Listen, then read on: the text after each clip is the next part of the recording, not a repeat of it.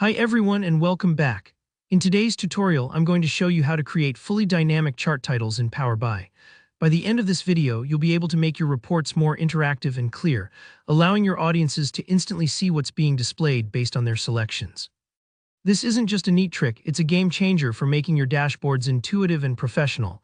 Let's dive right in, starting from scratch. First up, we need some sample data to work with. For this demonstration, imagine you have a small sales dataset with columns for region, product, year, and sales. You'll want to load this data into Power BI Desktop. If you're brand new, you can copy the sample table I've mentioned in the description. Go ahead and import it. Don't worry if this is your first time, just make sure the columns align properly: region, product, year, and your sales figures. Having clean, structured data lays the foundation for everything we're about to do. Once your data is loaded, let's give our users the power to filter the report. We're going to use slicers for this, which are one of the easiest ways to add interactivity to your Power BI reports. Add a slicer visual and connect it to the year column. I suggest adding another slicer for region as well. It's optional, but it gives viewers more flexibility to narrow down what they see. With these slicers, a user can quickly hone in on sales for a specific region, a particular year, or just browse by product. Think of slicers like filter switches in an online shop. They help you find exactly what you need. Alright, now for the secret sauce, the dynamic title measure. Head over to the Modeling tab and click New Measure. This is where we'll write a DAX formula. Don't worry if you're not a DAX expert.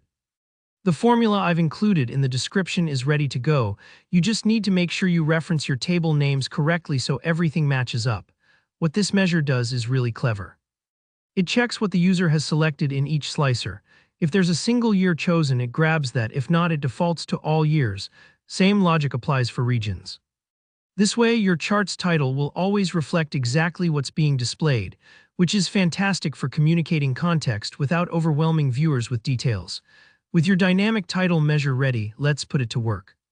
Add a clustered column chart visual. For the axis, select product, and for values, use sales. Click on the chart, head to the Format pane, and scroll to the title section. Here, hit the FX button. This opens up conditional formatting options. Pick Format by Field Value, then select your dynamic title measure. You might need to pause to make sure you have the right measure. Sometimes, especially with lots of tables, it's easy to miss it. Once connected, your chart's title will start responding instantly to slicer selections. Now let's give this a spin and see all your hard work pay off. Try selecting East and 2023 from the slicers.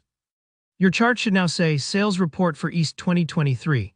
If you clear the region but leave 2024 selected, you'll see Sales Report for all regions 2024.